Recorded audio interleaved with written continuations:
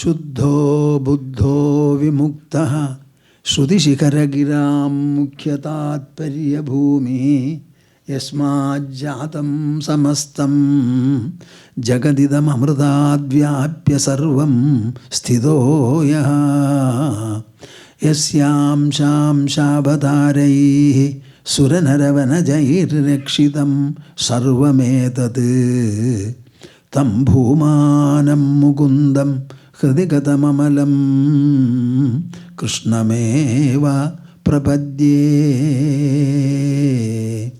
Tam bhumanam mukundam Hridigatam amalam Krishnameva prapadye Madhya hridaya kashe Sadanandamayo Guru Udetu satatam samyak Swatmananda prabodhakaha Hari Hari Hari Om Tats Jaya Guru Jaya Guru. I would like all of you, including me, to recite the auspicious monosyllable. It is called Omkara, Om. Most of you would have heard about it, but I don't think all people have a proper evaluation, understanding about what this syllable, monosyllable means. It actually represents the entire gamut of knowledge evolved by the human brain and emerging from the mouth, from the vocal system. It consists of 3 individual syllables. One is Ah, Ah. This is uniformly the sound of any being when it opens the mouth and produces the sound. Ah, Ah. That is the beginning, the first vowel. The last is You close your lips, then the It is in Sanskrit called Anuswara. That comes. All the other syllables, words, everything, they are from the intermediate position of the lips. Ah, then oo, e, I, o, au. So that is represented by oo. These 3 syllables are combined. A plus oo, when combined, will become O. And join the Anuswara to it, it becomes Om. Actually, it is to be pronounced Om, like this. The utterance or recitation of this monosyllable has biological effects on the body and bodily organs. It also has psycho-intellectual benefits and effects.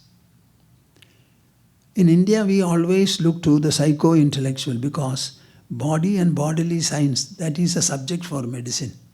We don't take it as spiritualists. Except that we are interested in yoga without giving any medicine, administering different poses to the body, using the limbs and parts of the body. There are 490 muscles, equal number of joints also in our body. All of them are supposed to be moving. And in our normal life, they don't get exercised at all. So yoga is a development of these muscles as well as joints. Let that remain. So this Omkara, it has a direct effect. I first of all heard an American heart specialist speaking about it. It increases the strength and longevity of the biological heart. It also activates particularly pineal gland from which melatonin is generated by it. So that also is activated. So these are the benefits. So far as psychological and intellectual benefits are concerned, they are ineffable, indescribable. People don't make use of it. Every day you should at least chant 10 or 12 times Omkara. You can do it any time. It will not take many minutes for chanting. But you should chant it loudly and make it as long as possible. These are the two important points. So we are going to recite them jointly. I would like you to interlock your fingers and put them on your lap. Then sit comfortably erect. I am using the word comfortably because in the name of straight, don't strain yourself. Do it as much as you can. Then close your eyes. Open the heart as well as the mouth alike and join me. While doing so, I would like you to think that this joint recitation should spread upon the whole of earth, our planet, showering its benedictions on all creatures upon the earth. This will bring about a radical expansion of your mind, heart and intelligence. Even the ego will expand. Now be ready.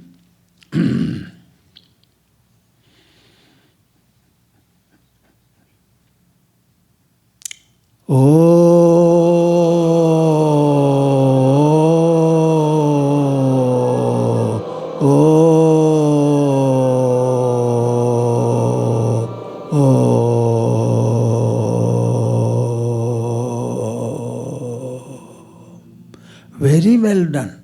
Beyond my expectation. 2 more times.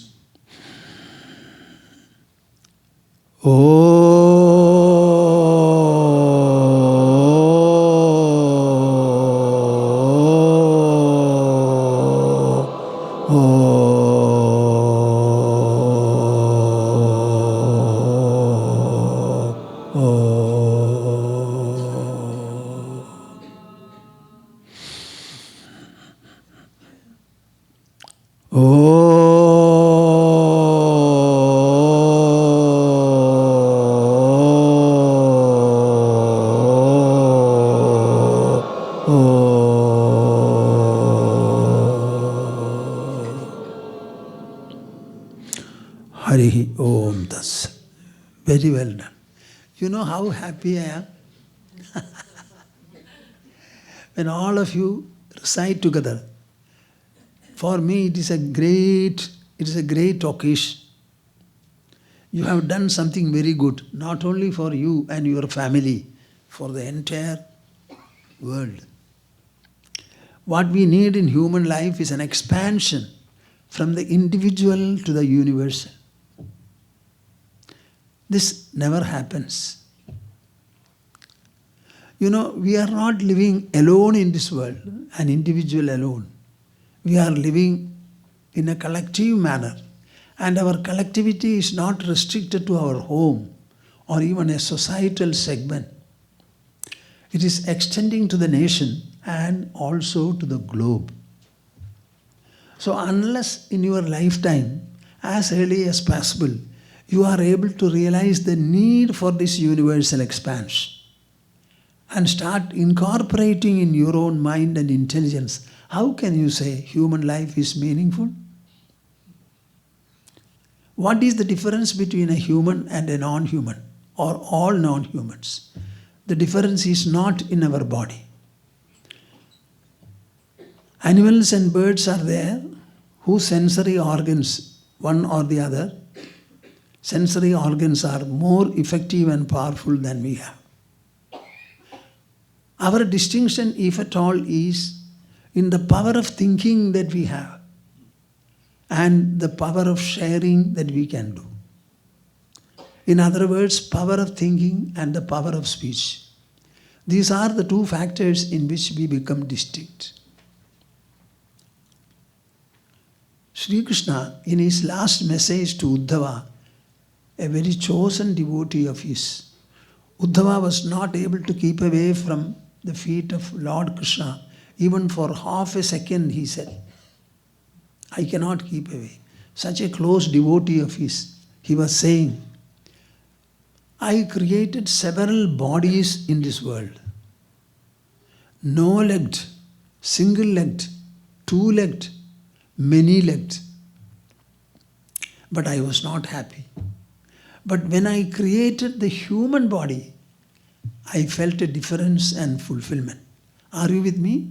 Yes. Huh? Yes. What is the difference? Only in this human body you can conduct an enquiry into the supreme truth, God, myself. This enquiry is done by the mind and the intelligence alone. Mind and intelligence themselves are within the body. They are not a part of the body, but they are associated with the body. Mind is not matter nor energy. Mind is above both. That is why we call it spiritual. What is meant by spiritual? Different from material. In the whole world you have only matter and energy. Mind is neither material nor energial. Intelligence also. So this mind factor, intelligence factor, they alone make a difference. Are we aware of this? We are humans by the fact that we have a mind to think and an intelligence to inquire into and understand. And as it is inquiring into objects of the world, their ramifications, they can also inquire into their own inner personality. Are you spending any time in your life to think about your own mind, your own intelligence? What exactly is this mind? We are doing a lot of thinking. Trillions of thoughts have transpired in you. All of them have disappeared also.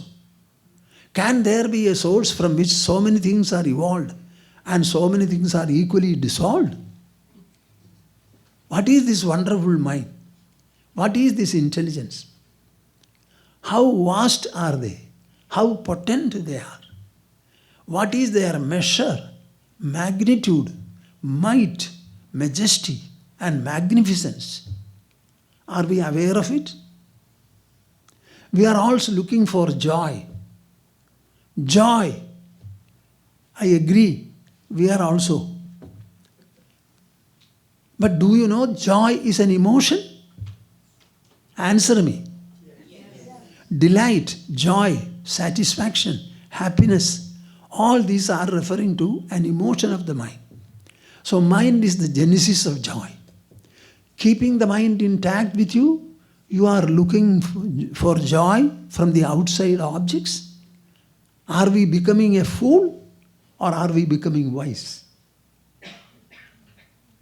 Joy is an emotion. It belongs to the mind. Mind generates it, preserves it. So if you want to have incessant joy, where should you look to? Can any object of the world enter your within?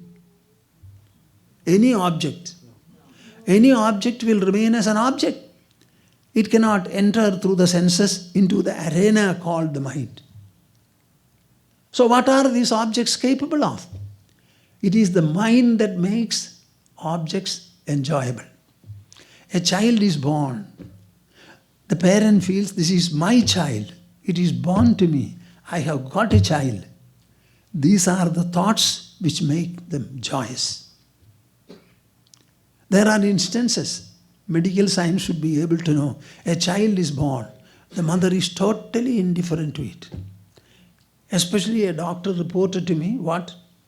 A child was born and she was told it is a female. She never looked at the child at all, a mother. Where is your argument?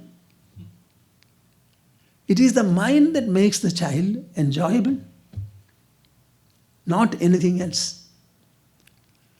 So the human being is different from the rest of the creatures and beings in the world only on account of the power of thinking and the power of sharing. So Sri Krishna was emphasizing this. Only in this human body we have a chance to probe into the inner chambers or the inner domain and arrive at the supreme truth. What is the supreme truth? The I that you are referring to. The child is taught to say, I. All of you have been saying this.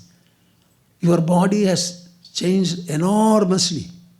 Many other factors also in life have changed, but the I doesn't change. The only changeless factor or existence in the whole creation is the I. Not the letter or the word I, but by the I, whatever you denote, that presence is the changeless presence. All the other things are changeful. We can inquire into it, understand it in its full dimension. And what will you derive in the end? You will have so much of inner abundance, inner superfluity, inner fullness, which will make you ecstatic. This ecstatic abundance within can be explored, can also be actualized and realized. I told you this, by the way. All of you should be interested in it. This retreat which we are conducting from now onwards, it is the first event so far as we are concerned. We have conducted retreats in other places. In the ashram, every year we have a retreat for about 7 days or 8 days associated with the Guru Purnima yearly important holy day. But this retreat is a Bhagavad Gita retreat. This is the first time we are holding anything like this. We shall be talking to you only on Bhagavad Gita. Otherwise, we talk on different subjects. One person talks on Bhagavad Gita, other person will talk on something else like that. But here, our discussion will be solely on Bhagavad Gita. This is a very desirable follow-up for the global Bhagavad Gita conventions we had held. All of you must have participated in it or heard about it. Now here, we want to apply a greater focus on your understanding of Bhagavad Gita. What is this Bhagavad Gita? Why is it important? Why does it have its own distinction? Where did it transpire? In what form? And for what purpose? And what relationship does it have for us? It transpired in the battlefield, but we are not in the battlefield. We are in the city field, in the town field, in the farm field. But in the battlefield, something transpired. We are not fighters. We don't have to fight. So how is it that Bhagavad Gita becomes relevant to all of us? I think all of us are fighting the battle of life. All of us are fighting the battle of life. And I don't think all of you are successful, but all of you want to be successful. In the case of Arjuna, it so happened that he was in the battlefield. And what did he fight, if at all?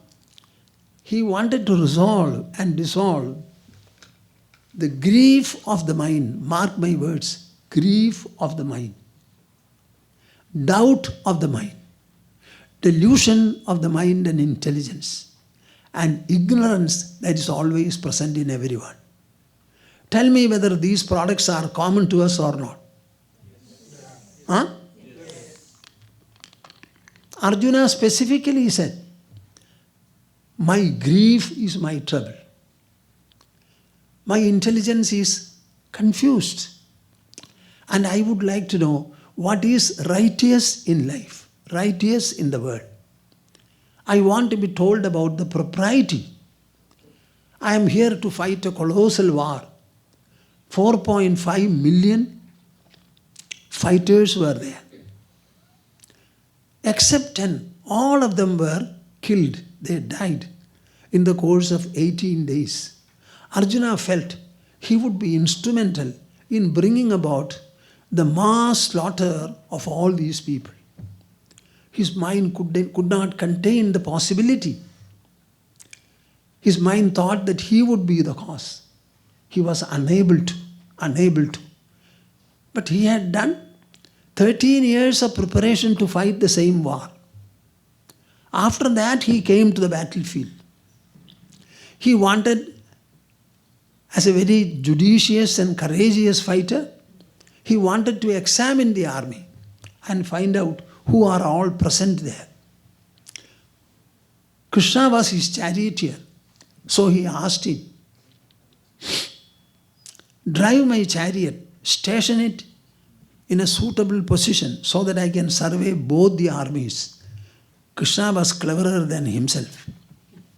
So he drove the chariot, stationed it right in front of his own grandfather, and then the teacher. Both of them were supposed to be commanders-in-chief. One already was. Then on both sides he found his own kith and kin arrayed. The sight completely unnerved him. This grandfather is somebody who has looked after me, putting me on his lap, because Arjuna and his brothers did not have a father. And Drona was one, the teacher, from whom he had learned, imbibed all the fighting skill. Now what is he supposed to do now? He is to use his fighting skill against the teacher. Can you ever think of it? The grandfather was always embracing him fondly. He had only fondness for the grandson. And Arjuna had only respect and devotion to the grandfather. Can there be a fight between such people? And the kith and kin are arrayed on both armies. I can fight enemies, but not adorable people. I can fight many enemies, but not my own kith and kin. The very sight, more so the thought, totally unnerve me, my dear Krishna. I am not going to fight. I will retreat. This is a different retreat. I will retreat from the war, he said. Krishna was in no mood to allow it. He said, what is this? They were very close to each other, Krishna and Arjuna. Krishna was always on the side of Arjuna to help him, his brothers. But, my dear Arjuna, understand that this is a war field. Everyone individually has come here with a full resolve of his own to fight and kill his enemy or to get killed by him. This point you should understand. It is not like modern warfare where you start bombing and so many civilians die in thousands. It was a fight between fighters themselves, one confronting the other. There were so many other people going around to help them. None of them was touched. Only the fighters were fought, not any other, not the horses.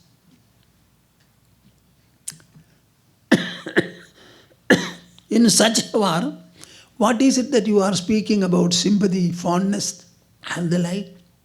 Shed all that. Think properly. So first Krishna admonished him. That worked very well. The tearful Arjuna, all the tears stopped. And he said, I will not raise any more question on sympathy, fondness, kindness, consideration, affection, and the like. But I have some questions on propriety. How can I fight my adorable grandfather? Equally the most respectable and honored teacher. It is not possible. I am confused. I am confused. Karpanya dosho bhagata swabhavaha pruchhami tvam dharma sammuda chedaha. I have fought a number of wars, but this war seems to be a different exposure for me. I suffer from the defect of narrow-mindedness, inability to think properly, Karpanya dosha. It is a defect of the human mind. Even with regard to the present wars, we are in doubt. Terrorism, we are under the grip of terrorism. Should it be exterminated or not? If so, at what cost? This is a very vital question. affecting all of you. Can terrorism be allowed at all or not? If it should be disallowed and exterminated, what are the consequences? So there is a fight. There is a confusion. Even now, it was not new to Arjuna. So finally he said, I am confused about the propriety of my action. After all, fighting is not everything in life.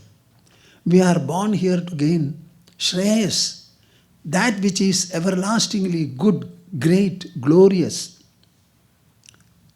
What will elevate us to that level? So tell me that very precisely, very precisely. He went ahead to say, Krishna, my whole body is caused by the grief I have. Nahi prapashyami mama apanudyad yachogam uchoshanam indriyanam. My senses are being scorched by the grief of the mind. Many of you are getting afflicted and tormented. But can you report an instance where your inner mental grief started burning your senses? Has it happened? Huh? Why are you keeping quiet? It has not happened.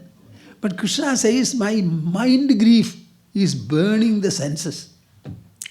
What I need is assuage this grief. If you have anything to say, open your mouth. Otherwise, shut. Arjuna said.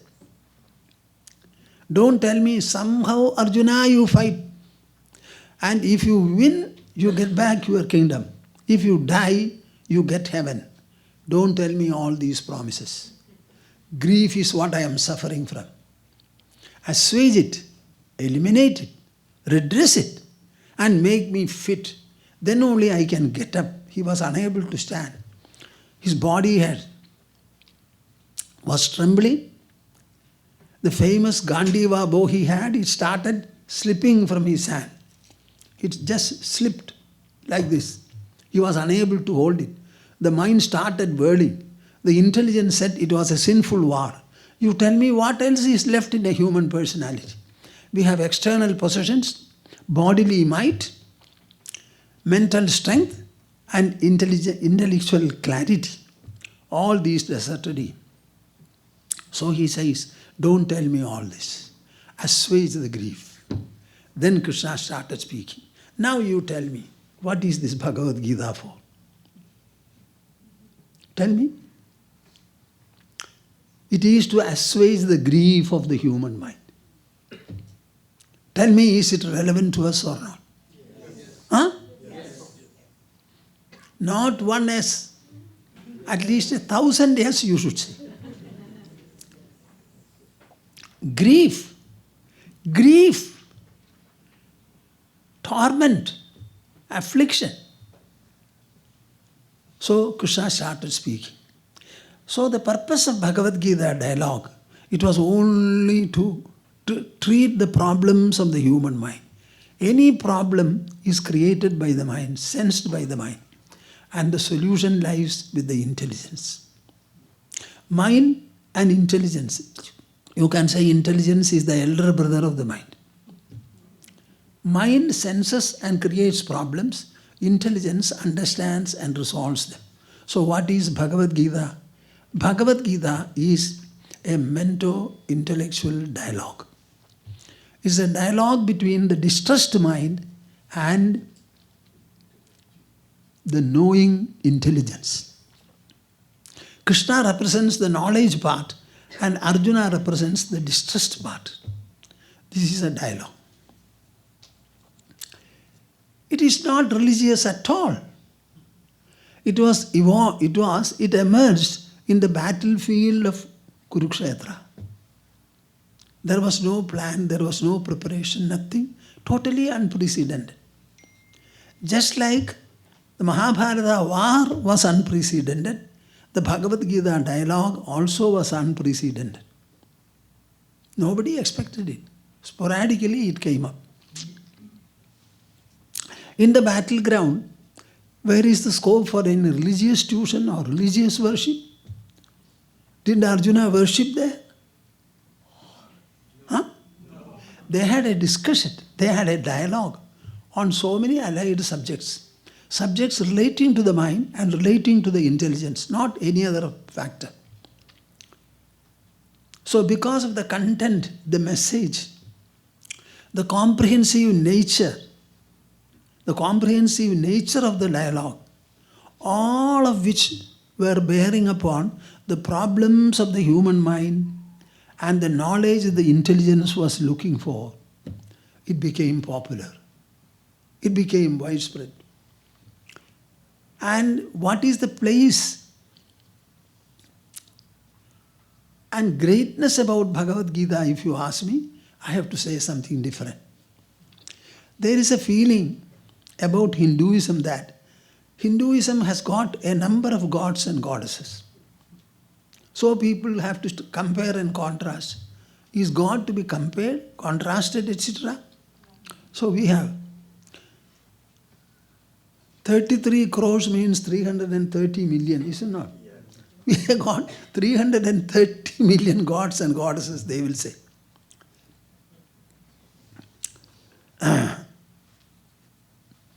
So Hinduism does not have a single God. This is generally the feeling. And we don't have a single scripture.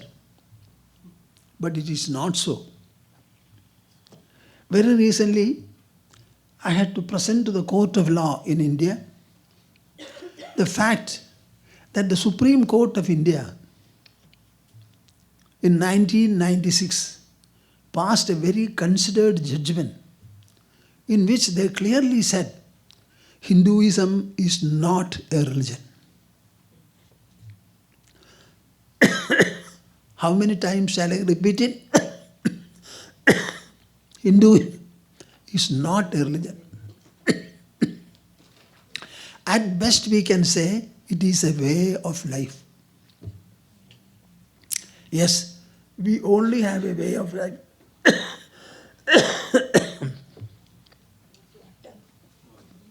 We only have a way of life. That way of life is called a dharmic way of life. You know the meaning of the term dharma? It is a Sanskrit word. Dharana dharma ityaguhu. Dharmo dharayati prajaha. The word dharma is evolved from dharana. That means to sustain.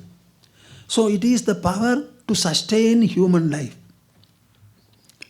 It is a power to sustain human life. Means what? Food sustains the body. Oxygen sustains the lungs. The heart is pumping blood. So the circulation of blood depends upon the function of the heart. In the same manner, dharma is the sustaining force for the mind and intelligence of man.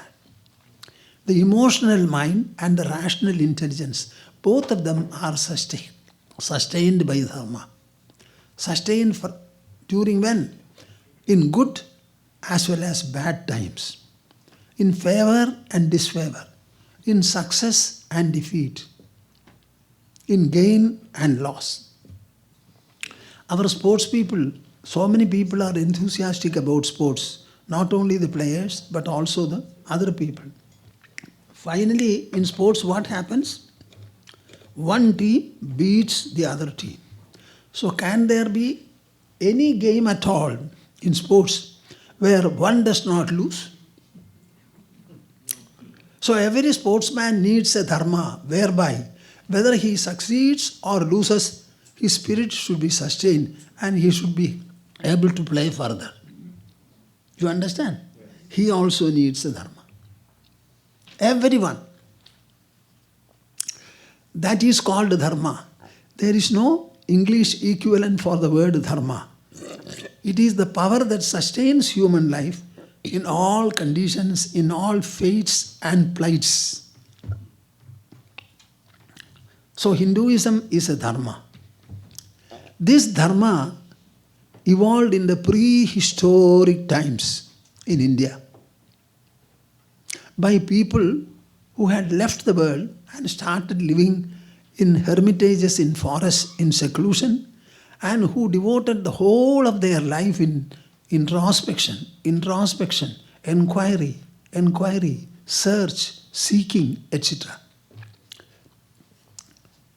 So they developed a lot of thinking. The thinking underwent a gradual revolution. I am not going into the first part. And finally we have the Vedic Upanishads. Vedic Upanishads. Upanishads are the last phase of the Vedic process of thinking. The word Upanishad is derived in this manner. You have to sit near the feet of the Guru, near the feet of the teacher, and then hear it, read it, learn it. If you read alone, you may not be able to understand it properly. Upa means samibe, being close to.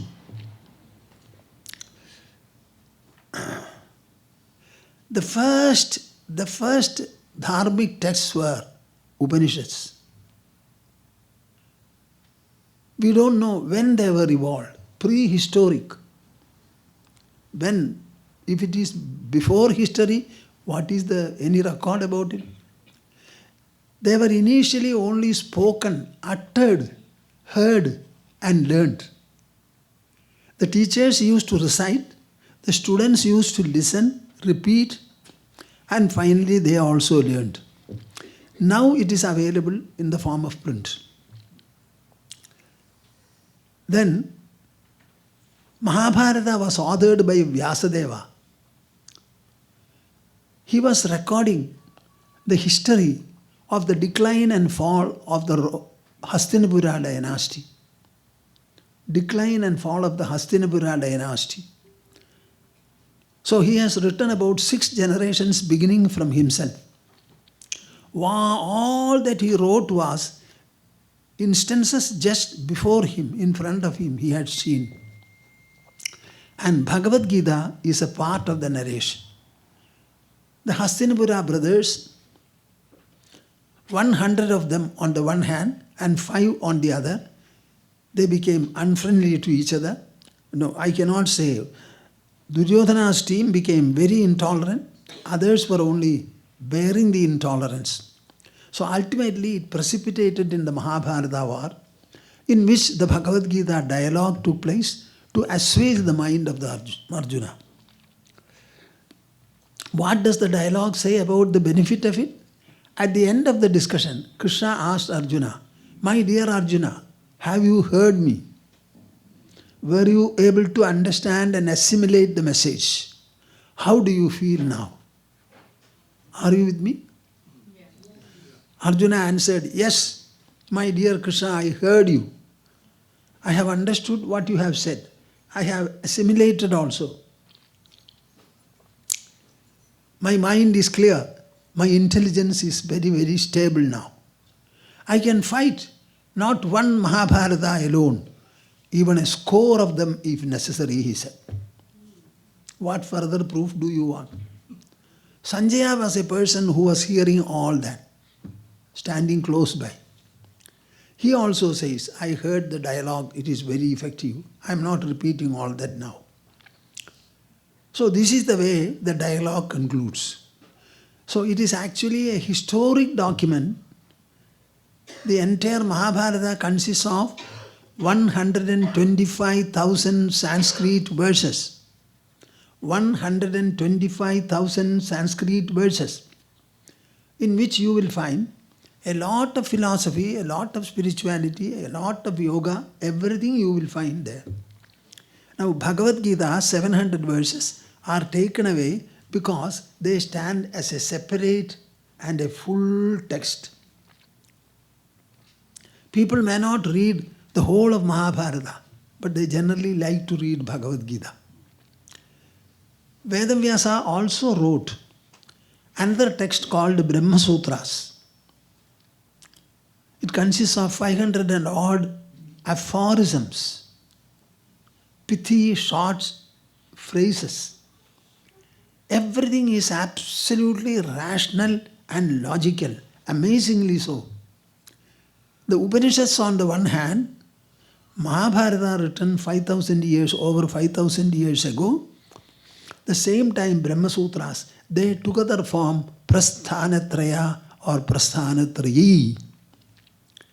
This is the fundamental writing of Hindus and Hinduism. No more should anybody question. They don't have a proper writing. They only have gods and goddesses. Our Upanishads, Bhagavad Gita, etc., they never refer to God always. God is after all a word which the human has created. And he should explain what God is. So we have explained what God is, the God of religion and the self of spirituality and the ultimate reality or ultimate existence of philosophy. All the three are the same, says Hinduism. Confidently, boldly, aggressively. The I which you refer to, what it denotes, that is the supreme reality. Aham pratyaya gocharaha is the Sanskrit phrase. What is meant by prasthana? All the three together form the threefold text of Hinduism. What is meant by prasthana?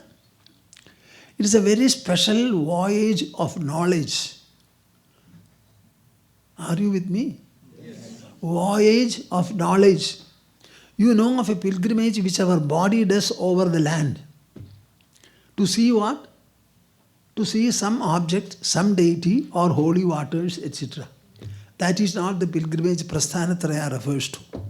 They refer to the knowledge as a voyage. Who will take up this voyage? Our intelligence. And who will conclude it? Our intelligence. Where is the beginning? Within our own body. And where is the culmination and fulfillment? In our own body. So it is a quest of the human intelligence, pursued steadfastly by itself. Ultimately, it starts beaming with the glory of the answer, the grandeur of the answer it has found.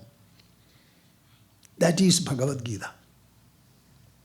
It discusses human life, human activity, human interaction, interactional responses, and tells you how you have to live in this world, act and interact in this world, and how should you assimilate the impacts and the inputs from the world. I think when answers are given to these questions, our life becomes easy, comfortable, good, noble, great, and glorious. Is it not? So every one of you should have a glorious life. Glorious life.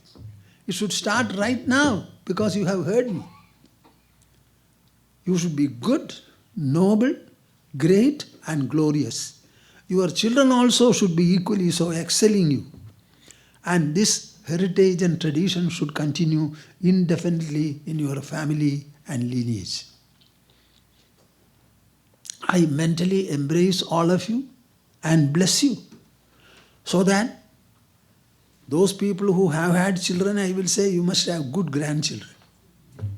Others, you must have good children. They must have what? A love for the family, a love for the society,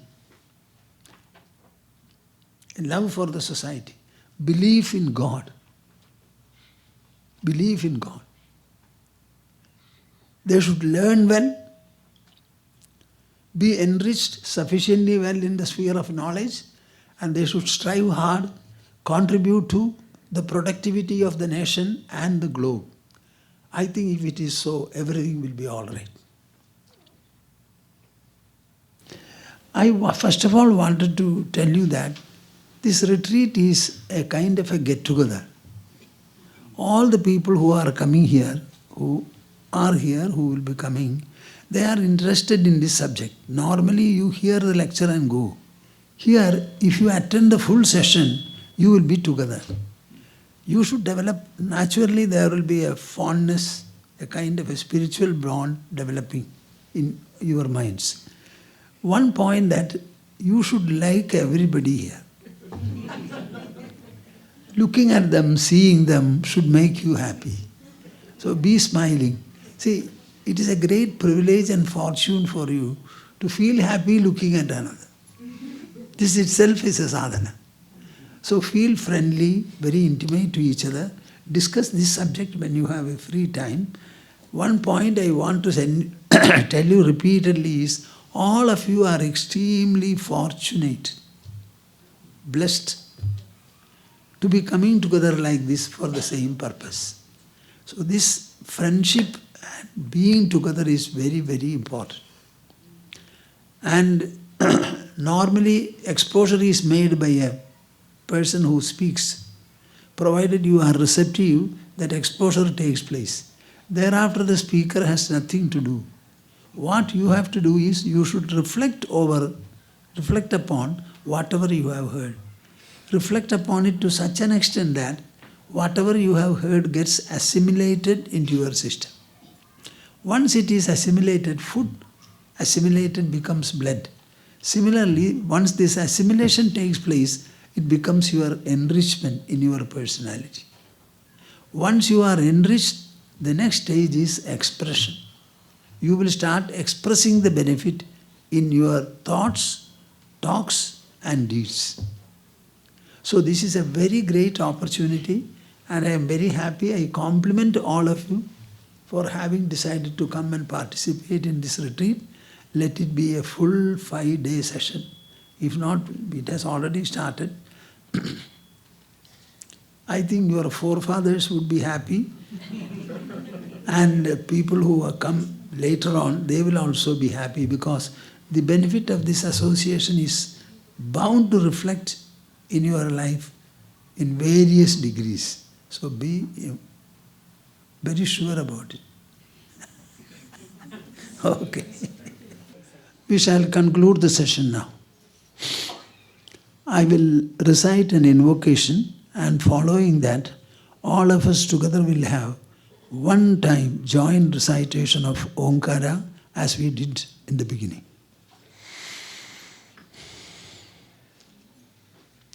Samvedya varjitamanottamamekamaadyam samvitpadam vikalanam kalayan mahatman hridyeva tishtha kalanarahita kriyam tu kurvan akartrapadamethya samodidashri kurvan akartrapadamethya samodidashri.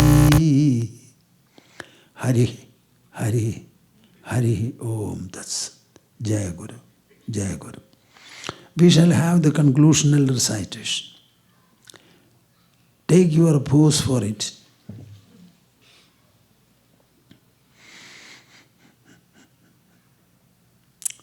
Oh.